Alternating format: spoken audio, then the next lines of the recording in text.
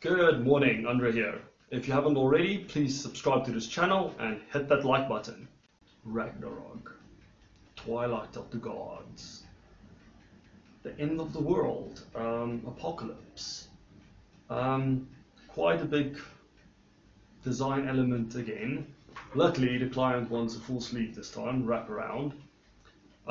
Still gonna have to zone in a little bit, narrow it down because it's a huge event. I'm going to focus on the 4 battles that they actually describe in the Eddas. So yeah, 4 gods versus 4 monsters. Okay, so the client sent me quite a bunch of reference photos.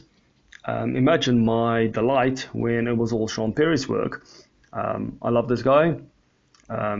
Works from Sacred Knot Tattoos. Please follow him on all forms of social media as a real idol.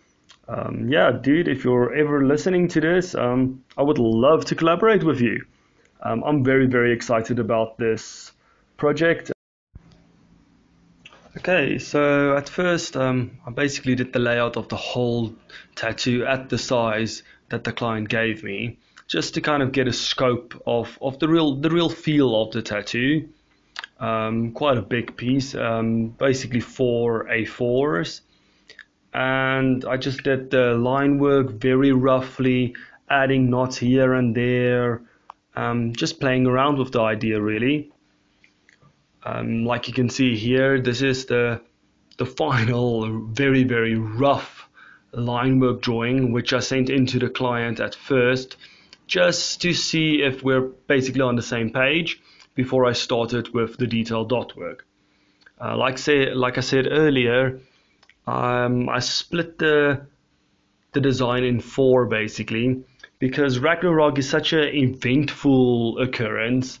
There's so many things happening that I had to focus on only a few things. So I did the 4 fights of the 4 gods versus the 4 monsters that they explain in the sagas. So at the top, outer arm, I've got 4 fighting the Midgard serpent. Then on the forearm, also still on the outer side, we've got Odin versus Fenrir. Fenrir coming from the top, basically swallowing the god, where he strikes his spear into his mouth. You'll see later on with the design, there's kind of an old Nordic or European sun element there with this kind of like a triangular design around it. That was a cover-up. The client had a Harry Potter All Hallows symbol there, which he asked me to either cover up completely or incorporate into the design. And I kind of did something midway. You can still see where the old tattoo is. Didn't really try to hide it, but the sun wheel in the middle does a good job of making it Norse enough. Then on the inner bicep area, we've got Tyr fighting Garm. Now Garm is the hound of the underworld, Gardog. They also say he's the king of all monsters. So I kind of wanted to make him a hound or a wolf or something like that. But then he'll have too much similarities with Fenrir. And in a lot of sources, they actually do say that Garm and Fenrir and even Skull and Hati, all these wolves being the same entity. In the case of Garm and Fenrir, it kind of makes sense. I mean, Tyr did lose his hand to Fenrir, and then instead of taking vengeance upon him at the end of the world, Odin fights him, which is a little bit against what the gods will normally do. So, despite him being a hound or a wolf, I still wanted to make a little bit of a difference between him and Fenrir.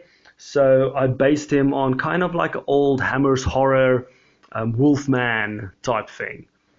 Then at the bottom, the inner forearm, we've got Freyr versus Sutrir, the fire giant.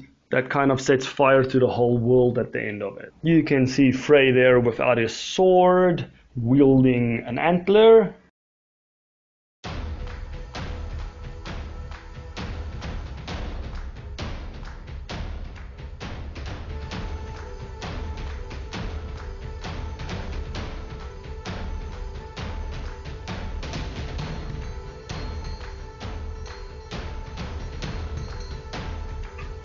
And we've got the full sleeve design there.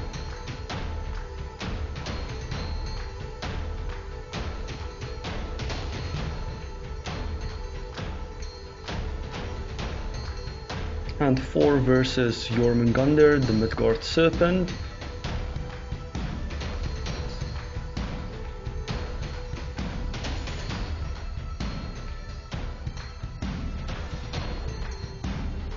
As we move on to the forearm, we've got Odin versus Fenrir, and there you can see Fenrir kind of doubles up as Skoldar Hati, swallowing the Harry Potter sun.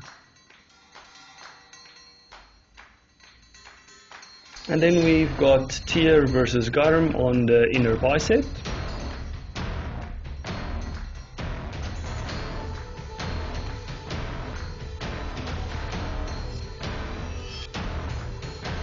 And onto the inside forearm, Sut with his flaming sword and Frey with his antler.